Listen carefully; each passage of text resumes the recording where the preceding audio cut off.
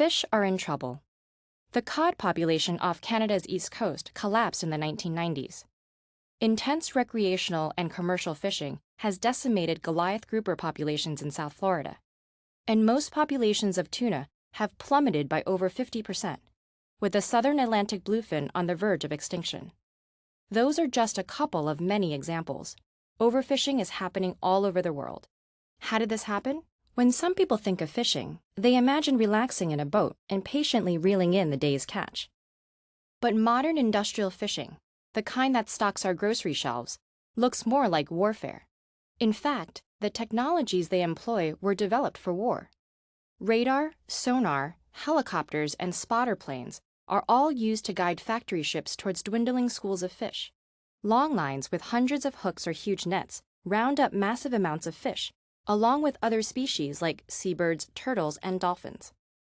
And fish are hauled up onto giant boats, complete with onboard flash freezing and processing facilities.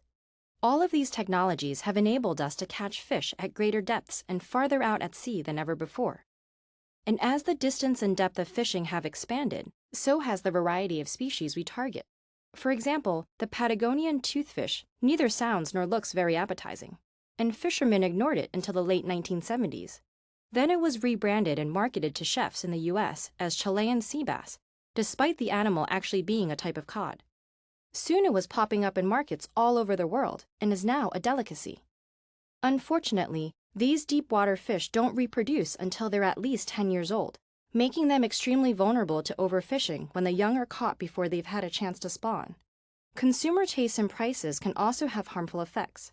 For example, shark fin soup is considered such a delicacy in China and Vietnam that the fin has become the most profitable part of the shark. This leads many fishermen to fill their boats with fins, leaving millions of dead sharks behind. The problems aren't unique to toothfish and sharks. Almost 31% of the world's fish populations are overfished, and another 58% are fished at the maximum sustainable level. Wild fish simply can't reproduce as fast as 7 billion people can eat them. Fishing also has impacts on broader ecosystems. Wild shrimp are typically caught by dragging nets the size of a football field along the ocean bottom, disrupting or destroying seafloor habitats. The catch is often as little as 5% shrimp. The rest is bycatch, unwanted animals that are thrown back dead. And coastal shrimp farming isn't much better. Mangroves are bulldozed to make room for shrimp farms, robbing coastal communities of storm protection and natural water filtration, and depriving fish of key nursery habitats. So what does it look like to give fish a break and let them recover? Protection can take many forms. In national waters, governments can set limits about how, when, where, and how much fishing occurs, with restrictions on certain boats and equipment. Harmful practices such as bottom trawling can be banned altogether. And we can establish marine reserves closed to all fishing to help ecosystems restore themselves. There's also a role for consumer awareness and boycotts to reduce wasteful practices like shark finning and push fishing industries towards more sustainable practices. Past interventions have successfully helped depleted fish populations recover. There are many solutions. The best approach for each fishery must be considered based on science, respect for the local communities that rely on the ocean, and for fish as wild animals. And then the rules must be enforced. International collaboration is often needed too, because fish don't care about our borders.